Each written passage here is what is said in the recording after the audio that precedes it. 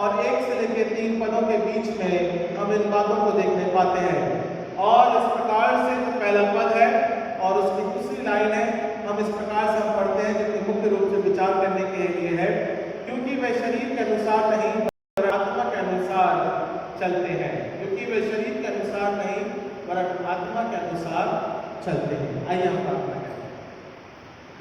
धन्यवाद देते हैं पिता, हम शरीर के अनुसार नहीं करते पिता, आत्मा के अनुसार चलने वाले हैं। क्योंकि पिता प्रभु यीशु मसीह हमारा आत्मा है और उसकी अगुवाई पिता निरंतर हमारे जीवन बनी रहती है। पिता आज के वचन के रूप में, आत्मिक संगति या सहभागिता के तहत, और पिता प्रभोज के रूप में, पिता आत्मिक भोज के रूप में, देवलोक की सहभागिता के रूप में आत्मा में हम चलने वाले हैं। उद्धार करता प्यारे बेटे प्रभु यीशु मसीह के नाम से मांगते हैं, इसलिए कबूल कीजिए इस प्रार्थना को।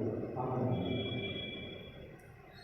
सो परमेश्वर का वचन आपके पास मध्य में जो पढ़ा गया वो है रोमियो की पुस्तक उसका 8वां अध्याय और 1 से लेकर 3 पदों के बीच में हम इस बात को देखते हैं।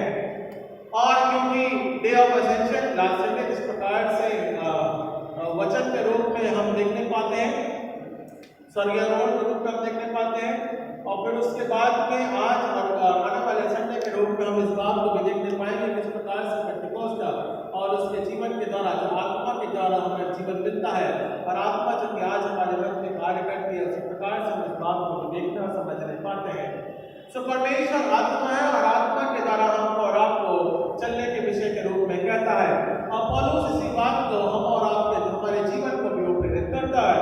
और पौलुस कहता है कि जहाँ परमेश्वर है वहाँ उसका आत्मा बेसामर्थ के द्वारा कार्य करता है, और आत्मा हमारे जीवन के रूप में सामर्थ के द्वारा आज 2025 में भी इसी प्रकार से हमारी अगुवाई करती है। सो आत्मा का कार्य बहुत सामर्थ के द्वारा होता है और अभी भी हो रहा है, और आने वाले समय में भी आत्मा का कार्य इसी प्रकार से होता जाए। सो परमेश्वर का वचन क्या बोलता है? परमेश्वर का वचन पौलुस के माध्यम के द्वारा मुख्य रूप से इस बात को कहता है, क्योंकि शरीर दुर्बल है, क्योंकि ये शरीर में है, उसकी व्यवस्था के अनुसार पाप हम करते हैं, बहुत सी ऐसी बातें रहती हैं जो कि हमारे शरीर से जुड़ी हुई रहती है, तो वहां पर शरीर जो कमजोर होता है, पर परमेश्वर का आत्मा जो हमारे साथ में मिलकर कार्य करता है वो सामर्थ्यशाली है। वो आपको कार्य करने से रोकता है, गलत कार्य होते हैं, देखने से हो, हाथ से हो, चलने से हो, फिरने से हो, बोलने से हो, तमाम जो शरीर कार्य होते हैं वो आत्मा के द्वारा नियंत्रित करे जाते हैं, है ना। सोच और विचार के माध्यम के द्वारा नियंत्रित करे जाते हैं। परमेश्वर का वचन क्या बोलता है? गलत मत देखो, सुनो नहीं, काम मत गलत करो। ये कैसे होगा काम? आत्मा आपसे करवाती है ना। अगर आपने गलत किया भी होगा तो एक बार आपको पछतावा होता है अंदर में से कि मैंने जो किया है वो गलत, क्योंकि वो आत्मा है, क्योंकि सत्य का आत्मा है, प्रभु यीशु मसीह का आत्मा है, जिसके माध्यम के द्वारा हम और आपके बातों के तहत अपने जीवन को रखते हैं। सो परमेश्वर का वचन रोमियो की पुस्तक उसके 11वें अध्याय और 5 से लेकर 6 पदों के बीच में भी हम इसी बात को देखते हैं। आत्मा का कार्य किस प्रकार से प्रबलता से कार्य होता है। रोमियो की पुस्तक उसका 11वां अध्याय और 5 से लेकर 6 पदों के बीच में भी हम इस बात को देखते हैं। क्या लिखा हुआ है कि किसी रीति से इस समय भी अनुग्रह से चुने हुए कुछ लोग बाकी हैं। यदि वह अनुग्रह से हुआ है तो फिर कर्मों से नहीं तो अनुग्रह की फिर अनुग्रह नहीं रहा, है ना। सो किसके द्वारा अनुग्रह हुआ है? हमको किसी शरीर या उसकी व्यवस्था के अनुसार नहीं होता है, बल्कि उसके कार्यों के द्वारा नहीं होता है, बल्कि यह आत्मा के द्वारा होता है ना।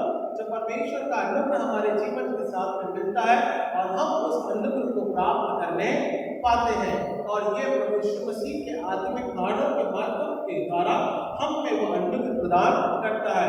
या अनुग्रह के द्वारा हमको एक नया जीवन देता है, और ये जब हम प्रबलता से आत्मा के द्वारा कार्य को करने पाते हैं। तो आत्मा का कार्य होना बहुत जरूरी है। द डे ऑफ पेंटिकॉस्ट क्यों उतरा प्रभु यीशु मसीह का आत्मा?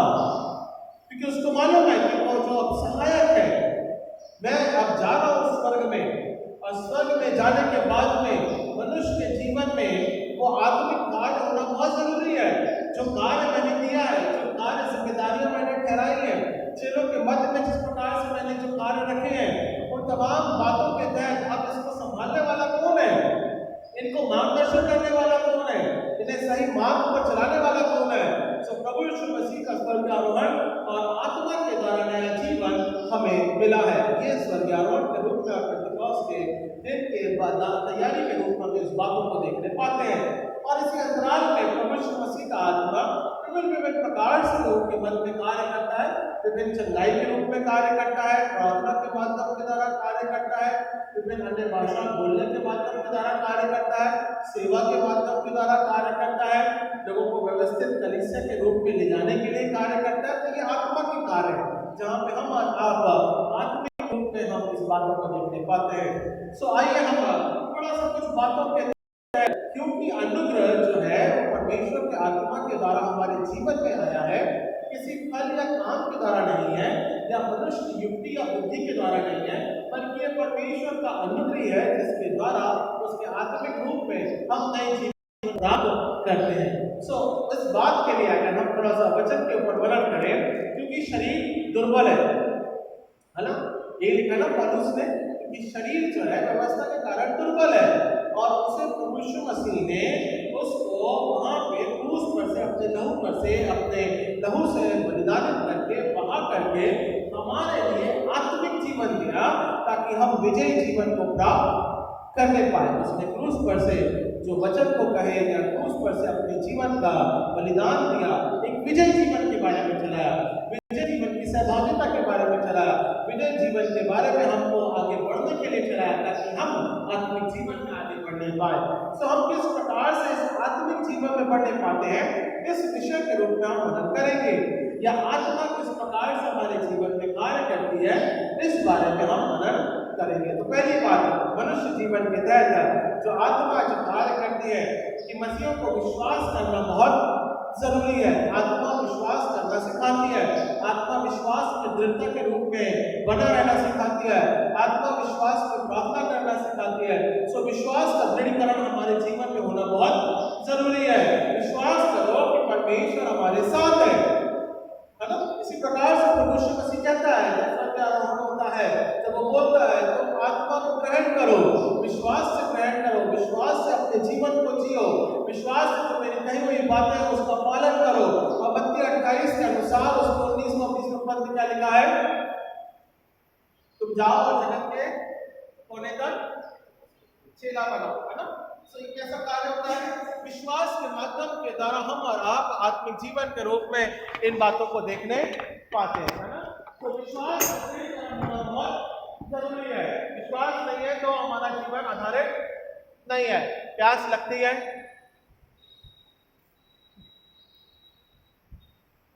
प्यास लगती है, आगे सकती प्यास लगती है, लगती है, तो उससे क्या बोलते हैं हम, हमारे शारीरिक जीवन की जरूरत है ना। आप जैसा भी भोजन कर लो, कुछ भी खा लो, कुछ पी लो, पर पानी जैसी प्यास कोई नहीं ना दिया। पानी जैसी प्यास चाहे ऑल्टरनेट कुछ भी ले लो, कोल्ड ड्रिंक ले लो ना,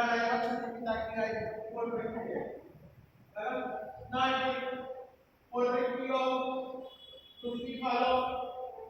जो आधार है, मेरा कहने का मतलब है, समझिए मेरी बात को, शारीरिक जीवन का आधार जो पानी है, उसको आप किसी से भी आप बदल नहीं सकते, आप ठीक है ना।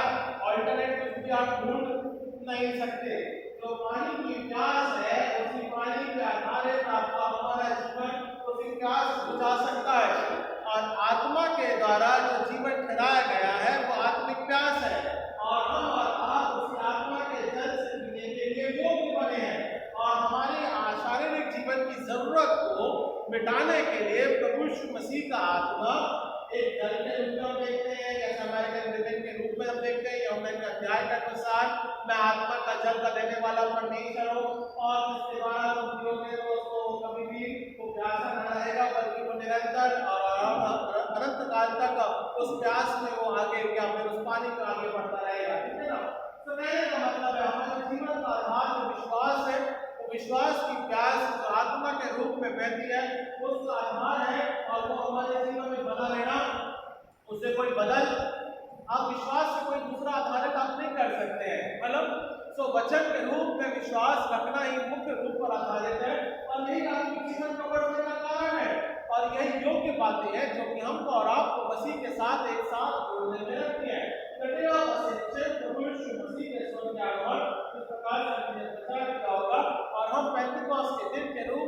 बात को देखते हैं कि आत्मा को करना हमको हमारे और आपके जीवन के लिए विश्वास का आधारित और केंद्र है, और विश्वास निरंतर मसीह के उस आत्मा के द्वारा प्रकट होता है जो कि हमारे और आपके लिए उसने ठहराया है, और जो वचन उस पर उसने जो क्रूस पर से कहे। सो विश्वास का दृढ़ीकरण होना बहुत जरूरी है। तो विश्वास दृढ़ीकरण के लिए अगर हम बातों को पढ़ेंगे या समझेंगे तो हम कुछ बातें वचन में से सीखेंगे। विश्वास के दृढ़ीकरण के लिए कि आत्मा किस प्रकार से विश्वास को दृढ़ करती है। गलातियों की पुस्तक उसका 2 अध्याय और 20वां पद, गलातियंस चैप्टर 2 वर्स 20, यहाँ इस प्रकार से लिखा है, मैं मसीह के साथ क्रूस पर चढ़ाया गया, अब मैं जीवित ना रहा पर मसीह मुझ में जीवित है। ठीक है ना। पौलुस इस बात को प्रकट करता है कि आत्मा के द्वारा जीवन है। अब मैं जो शरीर में हूं वो मैं नहीं हूं। शरीर जो है वो दुर्बल है, किसी कार्य करने के योग्य नहीं है, एक समय अनुसार शरीर खत्म हो जाएगा, पर आत्मा जो है, आत्मा का कार्य है, आत्मा का सामर्थ्य है, वो निरंतर परमेश्वर के साथ एक साथ संगति में रहेगी। तो अब मैं क्या हूं? मैं जो हूं वो मसीह में हूं, और अब मैं शरीर में नहीं हूं बल्कि मैं परमेश्वर की आत्मा में अब बनाया गया हूं या जोड़ा गया हूं। क्या लिखा हुआ है? पर मसीह मुझ में जीवित है और मैं शरीर में अब तो जीवित हूं, तो केवल उस विश्वास से जीवित हूं जो परमेश्वर के पुत्र पर है, जिसने मुझसे प्रेम किया और मेरे लिए अपने आप को। अब मैं कैसे जीवित हूं? मैं उस विश्वास से जीवित हूं जो कि मसीह ने मुझसे प्रेम किया और उसके बलिदान के माध्यम के द्वारा मुझे नया जीवन दिया है। पौलुस इस बात को बड़े विश्वास में अपने आत्मिक जीवन की संगति में ये प्रकट करके कहता है कि मैं जो अपने शरीर में जीवित हूँ वो विश्वास के द्वारा जीवित हूँ, जो कि प्रभु यीशु मसीह का आत्मा मेरे जीवन को जोड़ता है, एक साथ संगति बनाए रखता है, और मेरा जो जीवन अब चलता है, उठता है, फिरता है, बैठता है, बात करता है, या मैं प्रार्थना करता हूँ या कलीसिया में मतलब प्रचार करता हूँ, वो सब कुछ आत्मा के माध्यम के द्वारा मैं मसीह में उन बातों को करने पाता हूँ।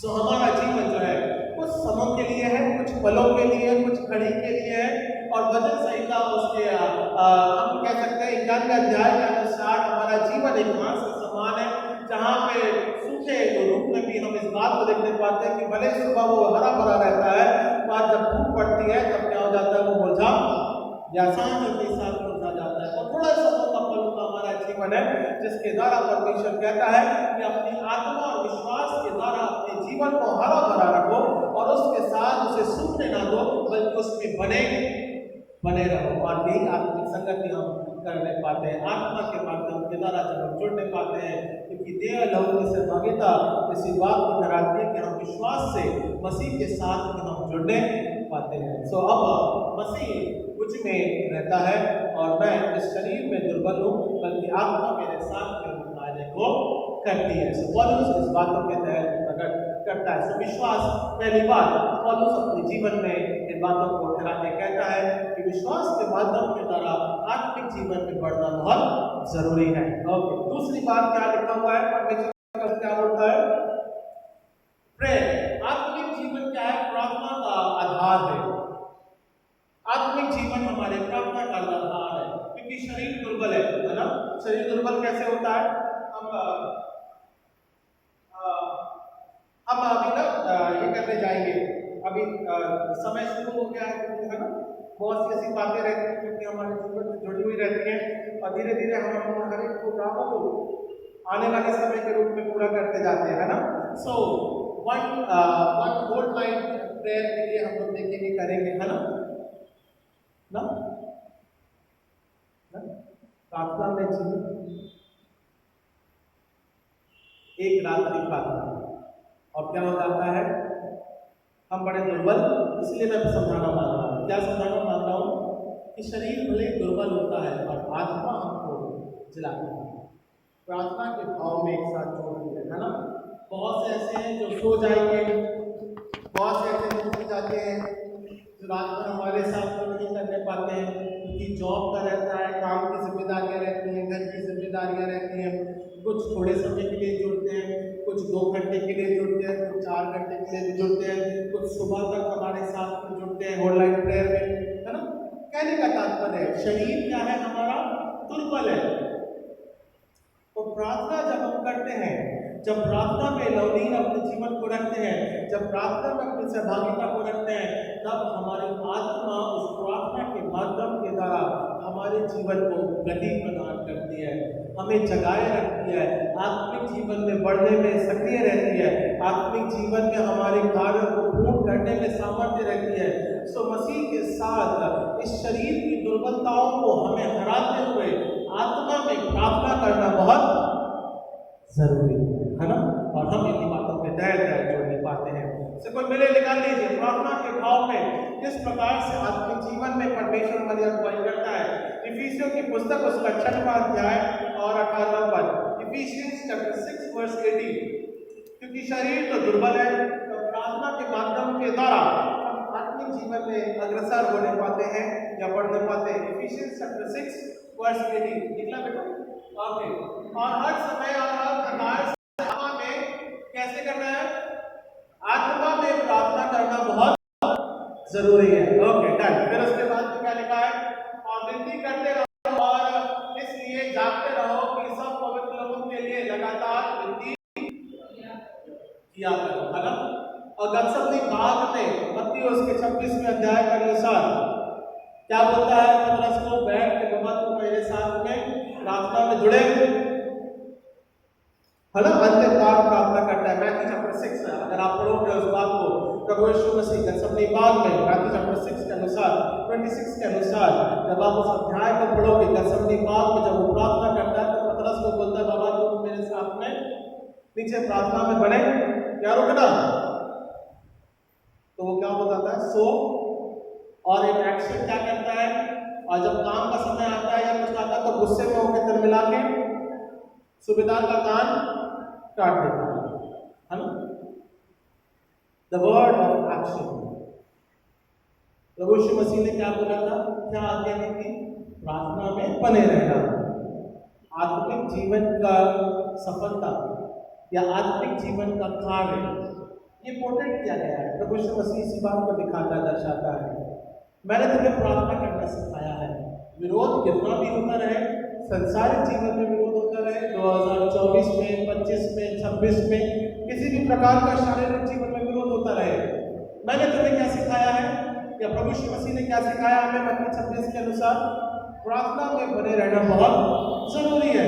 और ये आत्मा के माध्यम के द्वारा हमें लवलीन करता है, प्रार्थना के जीवन के रूप में आगे बढ़ाता है, अग्रसर करता है, प्रार्थना में हमें नया जीवन दर्शाता है, नई दिशा देता है, नए काम को करने की गति देता है, नए कार्यों में हमें सामर्थ्य देता है।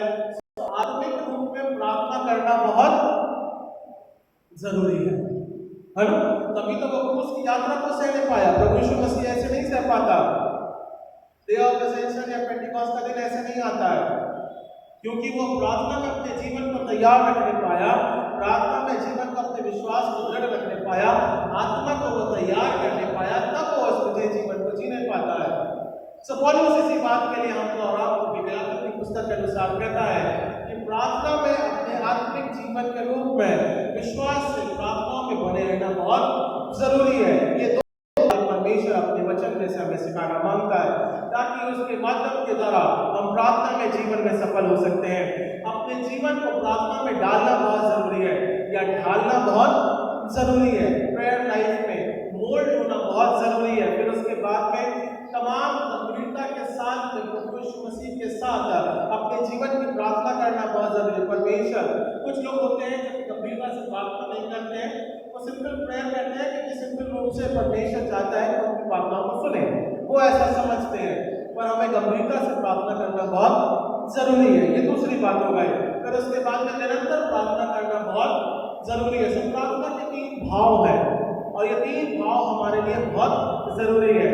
जीवन को प्रार्थना में डालना बहुत जरूरी है, होल्ड करना बहुत जरूरी है, गंभीरता से प्रार्थना करना बहुत जरूरी है और निरंतर प्रार्थना में अपने जीवन को बनाए रखना भी बहुत जरूरी है। ये प्रार्थना का भाव है। तो प्रार्थना कैसे करनी है?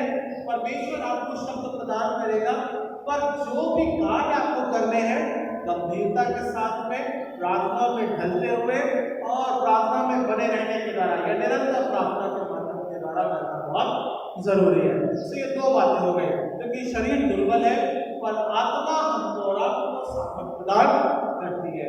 आत्मा के द्वारा जीवन मिलता है, सो विश्वास और प्रार्थना के माध्यम के द्वारा।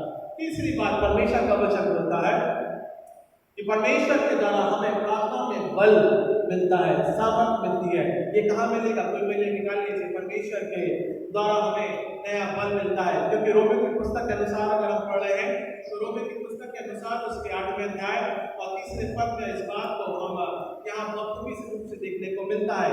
तीसरे पद में, क्योंकि जो काम व्यवस्था शरीर के कारण दुर्बल होकर न कर सके उसको परमेश्वर ने किया, अर्थात अपने पुत्र को पाप में शरीर की समानता में और पाप बलि होने के लिए भेजकर शरीर में पाप पर दंड की आज्ञा दी, है ना। कौन हमें बल प्रदान कर रहा है? परमेश्वर का आत्मा हमें बल प्रदान करता है इस समय के दौरान में, है ना। परमेश्वर का आत्मा हमें सामर्थ के द्वारा कार्य करता है।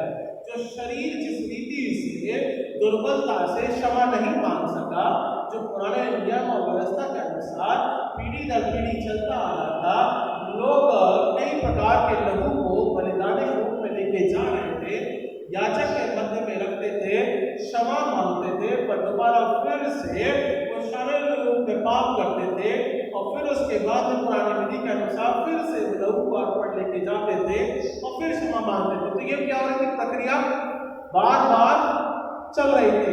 प्रभु यीशु मसीह ने क्या किया? हमको और आपको, क्योंकि शरीर इस प्रकार से दुर्बल है और परमेश्वर के साथ में मेल नहीं हो पाता है, उसने अपने आप के बलिदान के माध्यम के द्वारा एक बार उस लहू को बहाया ताकि उसके द्वारा हम जीवन को प्राप्त करने पाए। ये आत्मा का कार्य, ये परमेश्वर का आत्मा का कार्य कि हमारे जीवन में हमको छुटकारा प्रदान करता है और ये बल प्रदान करता है। जब हम उसकी देह और लहू में सहभागी होते हैं तो हम क्या हो जाते हैं? आत्मा के बल को प्राप्त करते हैं। शैतान से लड़ने का सामर्थ्य हमको इसी बात के लिए देता है ना। इस क्रूस के माध्यम के द्वारा हम बल को प्राप्त करते हैं। सो परमेश्वर हमको और आपको इन वचनों के तहत बने रहने के लिए भी कहता है। बल कैसे मिलेगा हमको? यूहन्ना की पुस्तक उसका 15वां अध्याय और 4, 5 और 6 पदों के बीच में हम इस बात को देखते हैं। जो डाली मुझ में बनी रहती है वो फलवत्ता होती है और जो डाली मुझ में नहीं बनी रहती है वो क्या हो जाएगी? आग में डाली जाएगी या झोंकी जाएगी, है ना। यूहन्ना उसके 15वें अध्याय के अनुसार। सो बल हमें कहाँ से मिलता है ना? कोई ना कोई जड़ होनी चाहिए, कोई ना कोई तना होना चाहिए जहां से हम और आप डाली के रूप में बढ़ते हैं, है ना। फल को प्राप्त करते हैं, योजनाओं में आगे बढ़ते हैं। ये कौन दे रहा है? हमारा बल कौन है? हमारा बल जो है वो हमारा आत्मा का परमेश्वर है ना। प्रभु यीशु मसीह है जबकि हमें बल प्रदान करता है। यूहन्ना उसके 15वें अध्याय के अनुसार यही लिखा है, जो डाली मुझ में है या मुझ में बनी रहती है वही फलवत्ता। और वो कौन है? हमारा तना कौन है? हमारा जो सामर्थ्य बल देने वाला कौन है? वो हमारा प्रभु यीशु मसीह है। सो परमेश्वर का वचन हमको और आपको जो शरीर में दुर्बल होकर नहीं हो सका, प्रभु यीशु मसीह की आत्मा या प्रभु यीशु मसीह का तना या प्रभु यीशु मसीह का सामर्थ्य हमें बल प्रदान करता है। तभी हम आत्मा के 9 फलों को हम देखने पाते हैं या फलवत्ता होगा हम हमारे जीवन में देखते हैं। सो बने रहना बहुत जरूरी है। यदि हमें बल चाहिए है, यदि हमें सामर्थ्य चाहिए है, यदि हमें जीवन चाहिए है, आत्मा के साथ में जुड़ना बहुत जरूरी है। आत्मा के द्वारा कहे हुए कार्य को करना बहुत जरूरी है। सो परमेश्वर इन वचनों के तहत 3 बातों के तहत, विश्वास के तहत, प्रार्थना के तहत और परमेश्वर का बल जो कि आत्मा के द्वारा हमारे जीवन में सामर्थ्य प्रदान करता है, धन्यवाद के साथ में हम इसे अर्पण करते हैं। आइए हम महान रक्षक अनुग्रहकारी पिता परमेश्वर, आपकी दया और आपका अनुग्रह पिता इसी प्रकार से पिता उसी जीवन के साथ पिता परमेश्वर जीवन के रूप में बने रहने के द्वारा पिता बना रहने पाए। हम प्रार्थना करते पिता, हमारे शरीर दुर्बल है पिता, हम इस लायक नहीं पिता परमेश्वर, पर पिता आपकी आत्मा हमें बल देती है, प्रार्थना में जोड़ती है, हमें विश्वास को बने रहने के लिए प्रेरित करती है ताकि उसके द्वारा हम नए जीवन को प्राप्त कर जाए। सो प्रार्थना करते पिता, ईश्वर स्पर्श कर अपनी दया और अपने प्रभुत्व में रख पिता, अनेक के तहत पिता परमेश्वर, आत्मिक बोझ के तहत पिता और इनके पाप अपराधों को क्षमा करना पिता परमेश्वर, क्षमा की हम प्रार्थना करते हैं।